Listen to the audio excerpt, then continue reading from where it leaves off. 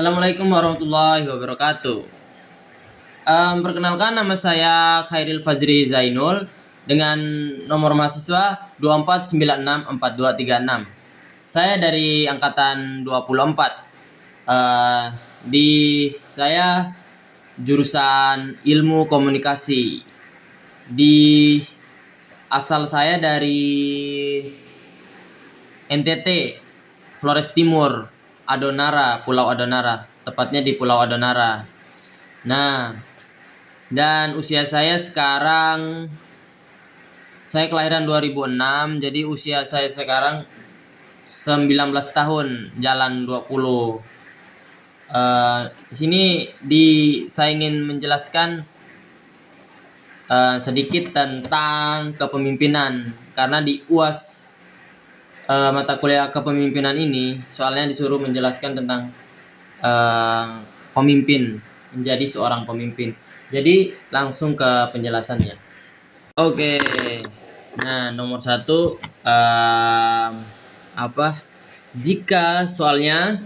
jika belum pernah menjadi pemimpin, sampaikan seandainya Anda menjadi pemimpin sebuah organisasi, dan pilihlah satu organisasi: mahasiswa, pendidik, sosial kemasyarakatan, bisnis, politik, ataupun pemerintah. Jadi di sini saya lebih memilih, saya belum pernah menjadi pemimpin, tapi saya memilih sebuah organisasi, yaitu organisasi, seandainya saya menjadi pemimpin untuk memimpin organisasi mahasiswa himpunan yang sejurusan, karena saya ingin berkontribusi langsung pada pengembangan akademik dan kreativitas teman-teman sejurusan. Jadi di situ saya lebih mengenal, maksudnya supaya lebih mengenal dekat dengan teman-teman sejurusan atau lebih paham tentang jurusan kita. Jadi saya lebih memilih memimpin organisasi himpunan mahasiswa organisasi. Jadi tadi saya memilih organisasi mahasiswa. Jadi di sini saya menyebutkan nama organisasi, yaitu karena saya mau mengambil himpunan sejurusan, organisasi yang sejurusan. Jadi saya mengambil nama himpunannya Himpunan Mahasiswa Ilmu Komunikasi atau HIMIKA, yang dari Universitas Amikom Yogyakarta. Nah, alamatnya di gedung Amikom Yogyakarta Kampus Pusat di Ring Road Utara Condong Catur. Dan jenis kegiatan mungkin ada kegiatan ACA dan lain-lain. Intinya kegiatan-kegiatan besar yang paling besar kayaknya ACA. Ya, kegiatan-kegiatan ACA atau rapat-rapat kecil-kecilan di organisasi tersebut. Nah, jasa atau produk mungkin pelatihan skill, teknik, public speaking, workshop, dan forum-forum diskusi antar mahasiswa. Dan misi menciptakan iklim organisasi transparan dan kekeluargaan, meningkatkan kompetensi anggota melalui program kerja yang relevan dengan industri, strategi menggunakan pendekatan digital, spasi atau optimalisasi media sosial, dan menjalin komitra dengan pihak eksternal atau internal perusahaan untuk magang. Yang berikut visi, misi, dan strategi. Jadi di sini visinya adalah menjadikan himpunan tersebut sebagai wadah kolaborasi dan inovatif untuk inklusif bagi seluruh mahasiswa. Dan misinya adalah menciptakan iklim organisasi yang transparan dan kekeluargaan. Berikut meningkatkan kompetensi anggota melalui program kerja yang relevan dengan industri. Dan yang berikut lagi adalah strateginya. Strateginya adalah menggunakan pendekatan digital presensi atau optimalisasi media sosial, dan menjalin kemitraan dengan pihak eksternal atau perusahaan untuk magang. Terima kasih dan lanjut nomor berikut. Oke, nomor 5. Di sini soalnya disuruh bagaimana Anda memulai proses memimpin. Jadi di sini bagaimana saya mulai proses memimpin yang kayaknya organisasi yang tadi deh. Seandainya saya jadi pemimpin di sebuah organisasi. Jadi di sini saya memulai organisasi, mulai proses memimpin, saya mulai dengan membangun kepercayaan atau trust building.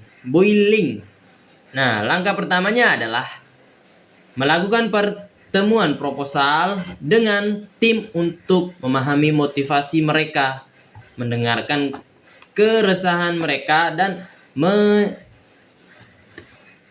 menyamakan persepsi mengenai tujuan organisasi. Lanjut ke nomor berikut. Nomor 6. Bagaimana proses menjelaskan kepada anggota atau pengikut agar bisa menciptakan visi dan misi saya. Visi dan misi Anda, jadi visi dan misi saya. Jadi jawabannya adalah saya akan menggunakan teknik storytelling dan visualisasi. Alih-alih hanya membacakannya, saya akan menunjukkan dampak nyata jika visi tersebut tercapai. Saya juga akan membagi visi besar menjadi target-target kecil atau milestones agar anggota merasa tujuan tersebut realistis untuk dicapai bersama. Oke, lanjut yang berikut soalnya. Bagaimana cara menghadapi masalah yang datang baik dari internal maupun eksternal? Jelaskan dan berikan contoh. Jadi masalah internal, misalnya konflik antar anggota. Jadi saya akan menggunakan metode mediasi. Saya duduk bersama pihak yang berkonflik sebagai penegangan tanpa memihak untuk mencapai win-win solusi. Dan masalah eksternal, misalnya pembatalan sponsor secara mendadak. Jadi saya akan segera melakukan brainstorming dengan tim kreatif untuk mencari alternatif pendanaan darurat seperti dana usaha agar program tetap berjalan. Jadi mungkin ada sponsor yang atau pengenalan teman yang lain supaya mencari alternatif supaya program kerjanya tidak berhenti, makanya dia harus tetap berjalan begitu. Lanjut ke nomor berikut. Lanjut.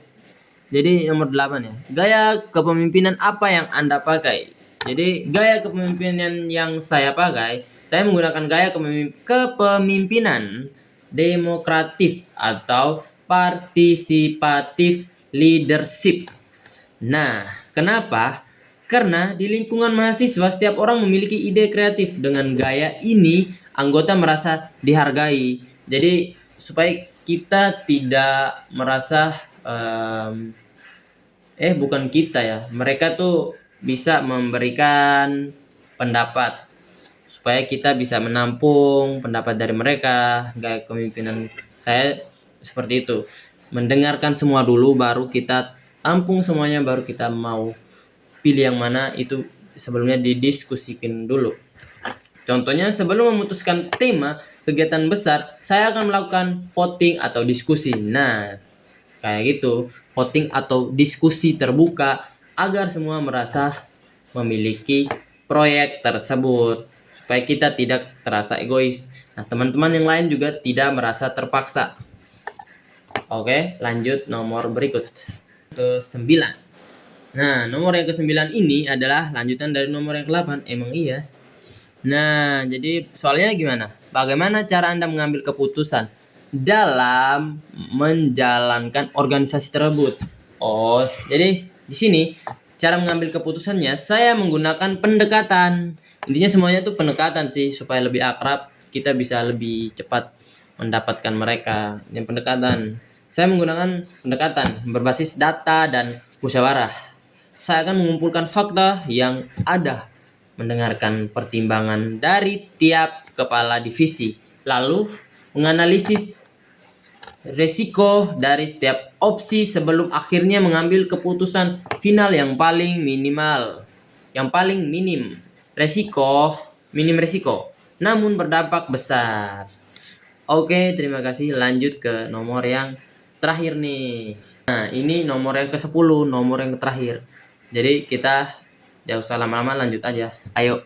Implementasi dalam kehidupan sehari-hari. Apa yang Anda implementasikan setelah belajar kepemimpinan untuk kehidupan sehari-hari? Nah, namanya pemimpin ya. Pemimpin tuh gak jauh dari semua orang. Semua orang tuh pasti ada namanya pemimpin. Gak mungkin gak ada yang namanya pemimpin. Karena kita sendiri pun pasti menjadi pemimpin. Walaupun cewek ataupun cowok itu pasti dia tuh bisa jadi pemimpin. Nah, dalam kehidupan sehari-hari saya setelah belajar kepemimpinan, saya akan mengimplementasikan sikap disiplin diri, self leadership, dan inisiatif. Saya akan lebih berani mengambil tanggung jawab. Nah, harus tanggung jawab nih dalam tugas kelompok dan berusaha menjadi pendengar yang aktif.